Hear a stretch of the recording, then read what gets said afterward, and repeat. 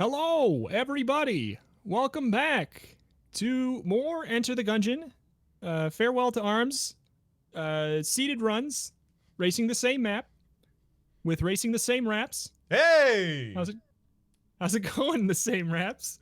I'm glad to be back. For a moment there, I thought I was in Sidecar in your main series. Welcome back to Enter the Gungeon. We're playing Farewell to Arms. Now I'm going to take some questions from Discord.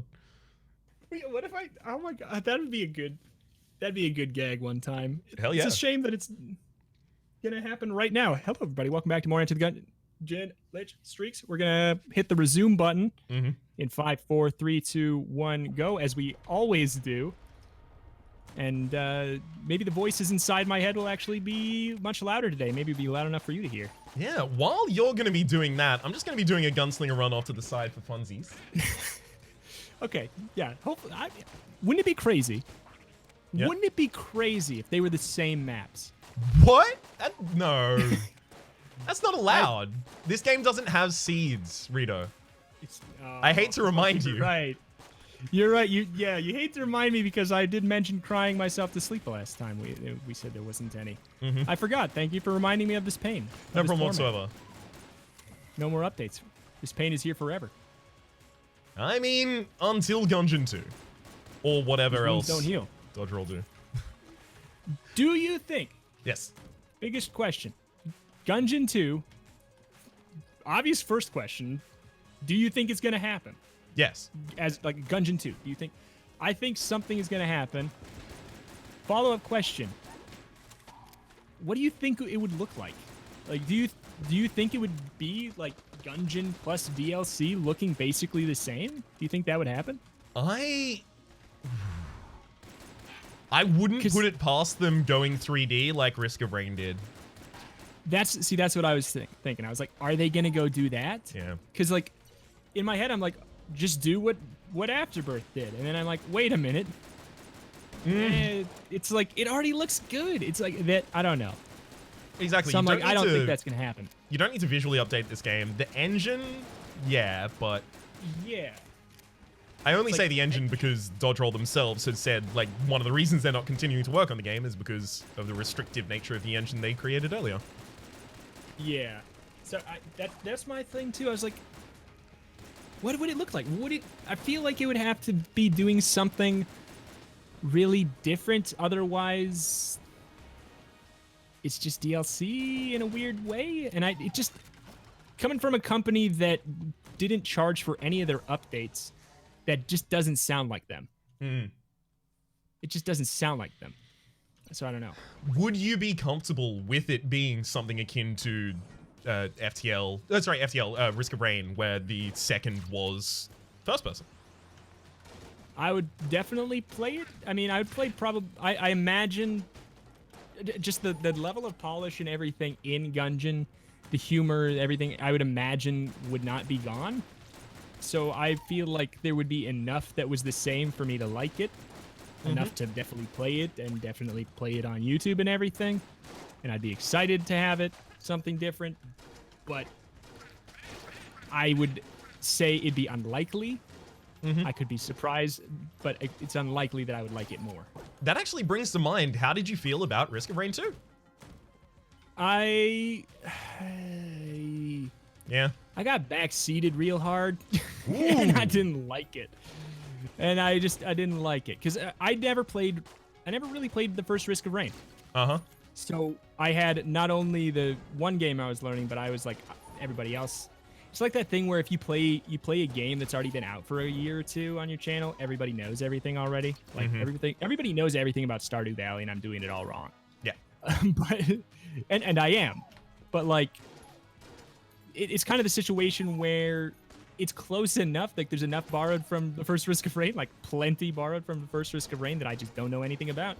And I was like, I'm not in the mood to be playing a game where I'm going to get backseated this much. And it's not performing well enough for me to sit through it, like, and feel those feelings. Yeah, I know those feelings. And it just wasn't feature complete when I played it, I guess, you know. That's true. I feel like you were in a similar boat, if I remember correctly. The feature completedness was my big issue with it, and it's the reason that I will still probably revisit it to see, but also I actually don't prefer the gameplay. I really don't. I prefer the side-scrolling gameplay so much more. It makes the maps so much clearer and so much more traversable, and kind of like the traversals of the maps is like a huge part of those games for me. I don't know. Yeah, I couldn't get into how zoomed out the first Risk of Rain was, and I'm like, okay, so Risk of Rain 2, I'd be really zoomed in. I'll be first person or third person. I should like that, right? And I'm like, I don't know. I haven't thought about playing it again ever since I stopped my series. It just hasn't crossed my mind, except when I get asked every week. Same. That's the only time I ever think about Risk of Rain 2. When people ask me, "Are you gonna play Risk of Rain 2?" Yeah. Sorry. I'm like, yeah. Let me think about that for a second. I'm not going to, but that is an interesting idea that I'm not gonna do. Have you ever had have you ever had enough people ask about a series to the point that you actually started it? I had enough people ask about restarting Hollow Knight for me to restart it after a year of hiatus or something. Or like 7 months or something. Did you? So you would have gone back in and the DLC would have been in, right? Yep. I believe so. I can't remember quite the amount of time. It was at minimum, it was 3 months. I feel like for some reason I remember it being like 7 though.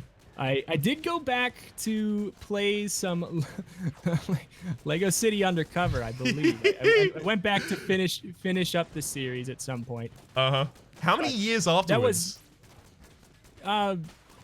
it was like a couple months. Okay. I don't think it. I don't know. I can't remember if the event happened or not before or after I started. I can't remember. Like it's like not a bad game. Like I wouldn't have played it if it was a bad game, because we talked about. I don't even know if it was on camera, but the Lego games are fine. They're like completely fine. Yeah. They're not offensive. They're just not totally reasonable. Exciting to me. Yeah. I kind of do like that element in a game though, where like one character has an ability and you get to an area and see, oh, I need to come back to this area with that character. Like Trine? You like Trine? I did like the first Trine. I did not play the second one though. There's a fourth one coming out. Did you know that? Really? There's a fourth one coming out, and I had the exact same reaction you just had. There is a fourth Trine coming out. You know what? Like, tell me that there's really a fourth soon. Trine coming out again. I need to give you my exact, honest, immediate reaction. There's a fourth Trine coming out? There's a third Trine? Exactly. That was my thought. I was like, what? When did the third Trine come out? And how did it sell well enough to get a fourth one? That's like, my feeling with Trine number 1 and Trine number 2 as well. Like, damn. Yeah. You ever get surprised when something is so popular but you've never heard of it before? Yeah. For sure. What is the most recent example of something that you realized is super popular and you just didn't know about? Oh, jeez. That's one of those questions where the moment it happens to me, I'll be like, oh, shoot, I should have answered that question that way. But like, it's something I don't put it in my brain bank when it happens to me, but I'm like, oh man, I'm embarrassed to not have known this. There's a lot of really popular things that I've just never seen, a lot of really popular games I've just never played. What is probably the most popular piece of media that you have never engaged with? Or what are people most surprised that you've never engaged with? I hadn't seen Back to the Future until like a year ago. That surprised a lot of people. Let's see. Oh god, there's a really good one, and I can't think of it. It wasn't Matrix, but it was something like Indiana Jones? I don't think I've seen any Indiana Jones. I don't think I've ever seen an Indiana Jones movie. I mean, I've never seen John Wick. We talked about that, but I don't think that's on the same kind of level. I think that's recent enough where it's not like, oh, you've had so much time. Yeah. What about yourself? I can tell you exactly like the moment that it struck me that I was like, wow, like there are a lot of people interested in something that I had never even heard of before, and it was the Insane Clown Posse. Oh, I just- wait. You've never I didn't know. never heard of him? Like, I'd heard of them from magnets and stuff like that. I didn't know that, like, Juggalo subculture was as big as it is. Yeah. People are real hardcore. It's wild. true, and I'm one of them. No, Oh, okay. I am not. But yeah, no, it surprises me. I'm always like, oh yeah, that thing is incredibly niche, and then I'm like, I'm incredibly surprised at how mainstream you make this seem. I feel very left. Yeah, I feel very left out by not being a juggalo. Yeah, exactly. If you could just join, though. And it's like it's so easy to join. Come on, just paint your face. Be down to clown till you're in the ground. Let's go. See, there's the thing. I'm already halfway there. I'm always down to clown until I'm down in the ground. Mm-hmm. The problem is just the face paint. I just don't want to mess up my skin. 'Cause I also am a deep lover of r/skincare addiction. Really? Another thing. No, Oh. but I partially. I try to take pride in my skin, but I don't think I would not consider myself a deep member of it. But I don't know. I've tried to be good about it. I was trying to segue into another culture that like is very, very. There's a lot of people very into it, and judging by your reaction, are you someone who has care of their skin in I wish. in a more deep way? I wish. You It's something wish. that I constantly fret about. Like, I don't want to get to, 35 and realize, oh, I should have been moisturizing since I was 22. Yeah. But I also don't want to make the wrong decision and get the wrong moisturizer. And I also know that there are a lot of companies that are like, oh, there's exfoliating beads in here. And it's like, I don't want that. What the hell? You're just trying to jack up the price. So I need to find like whatever the like no frills honest version of a moisturizer is. And my paralysis in finding that has prevented me from caring for my skin at all. It is sloughing off at the moment. I have absolutely none left, frankly. Relatable. No. My elbows are gross. But you know what? Let's go to skincare addiction. r/skincare addiction. Hell yeah. And figure out our ideal moisturizers. Yeah. And then next episode, both of us come back and tell each other about what moisturizer we found.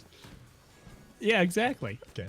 My girlfriend is quite into it. She is a not a devout follower of the subreddit, but she showed me it, and she told me about it. She's into it, and because I was like, okay, you know what? This is something I should probably care about because it's one of those things where it's like the figuring out about the insane clown posse of body habits.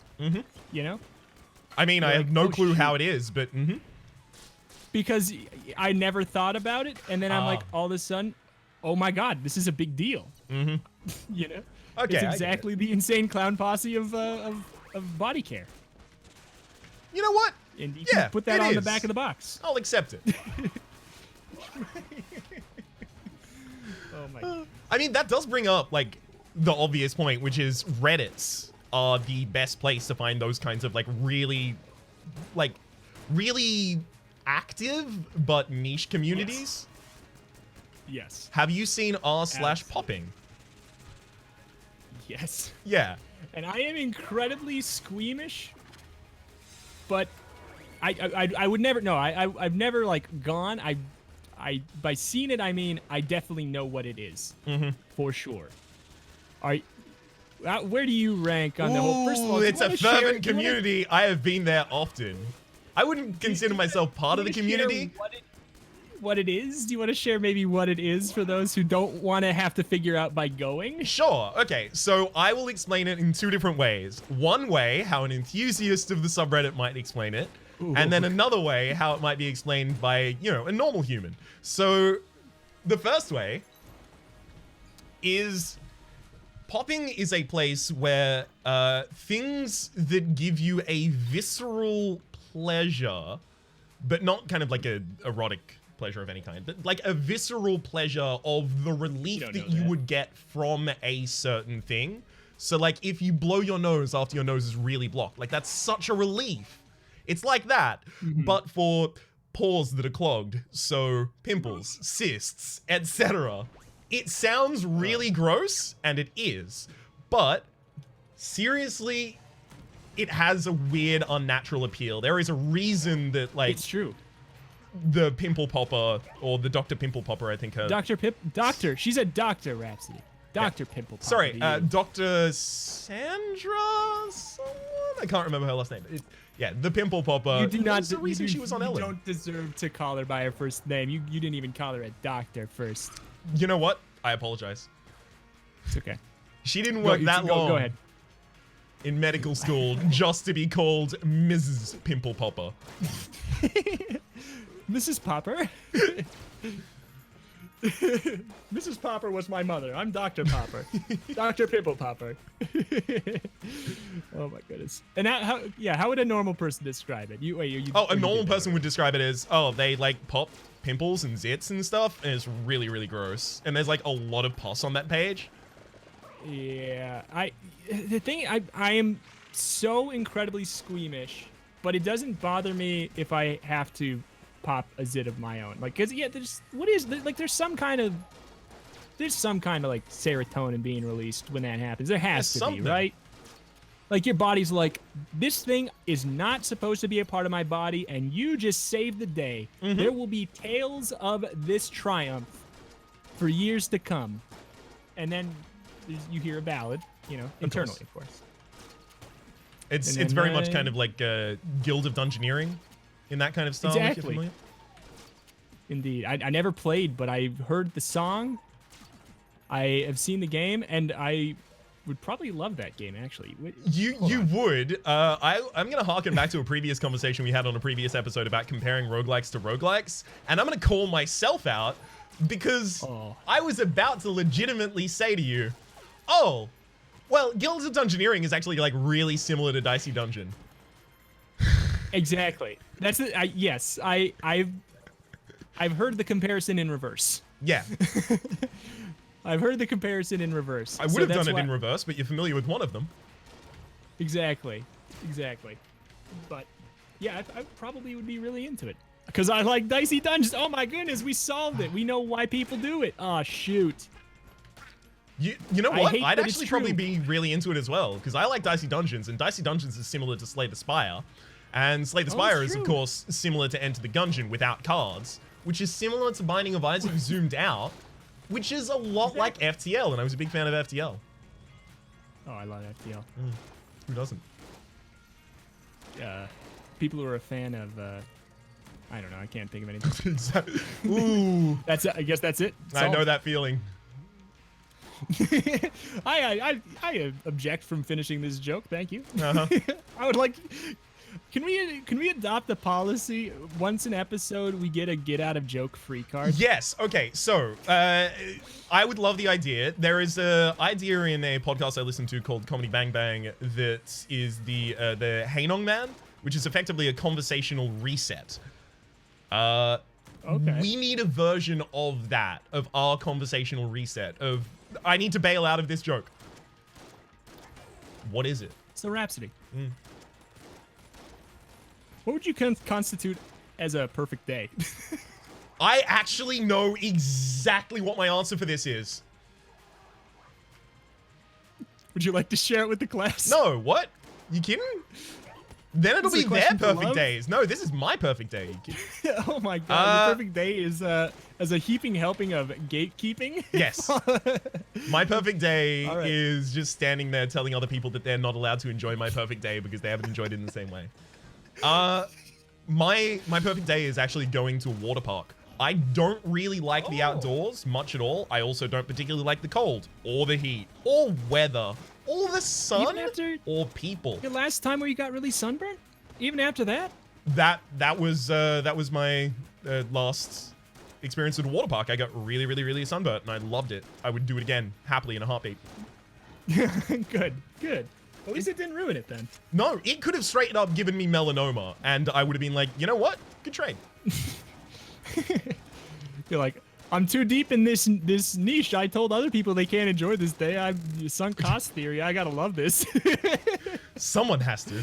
Someone has to love this. It's like a weird thing because I am quite a lot more reserved and socially reserved in real life. So like a lot of the friends that I was going to the pool with hadn't really like seen me smile that wide before. Like it was a moment of like, oh, Ryan is really happy to be here. Like, holy shit. Like, I think that they're gonna find they probably think that you're part mermaid or something. They're like I'm a good swimmer. I never see him smile so much. He might be a merman. I mean, I am a good swimmer. I don't have orange hair, but I do have a giant mermaid tail, so sure we can figure something out here. You might be. Do you have gills though? No. Because those are up on the top half of the mermaid. Oh, Oh, sorry, of the fish, so they can't be on the mermaid, rather. Yes. Okay. How do mermaids breathe underwater? I'm gonna ask at this point, did you win? I did. Yeah, okay. Because I'm just shooting myself now. Okay, I did indeed. How far was the difference? Not much. I just got back to the beach right now. Oh, just cool. now. Neat. Very, very close. To wrap up the last topic, my perfect day. Yes, I was about to. No, I assume you were, but I didn't want to force it upon you. No, it's fine. My perfect day is, I thought I had it answered. Like, I would probably, and this is maybe crazy, I would probably, part of my perfect day, I would probably be recording videos. Well, damn. I probably would be, for at least a little bit, and I would want to go on like a really, really huge nature walk, and somewhere that I can be surrounded by many, many animals. Oh, that is another one that's high on my list. Is like just, you know, those rooms you see on those clickbait YouTube videos where there's just like 50 puppies on the floor and then the YouTuber lies down and just overreacts for a while. Like those kinds of YouTubers.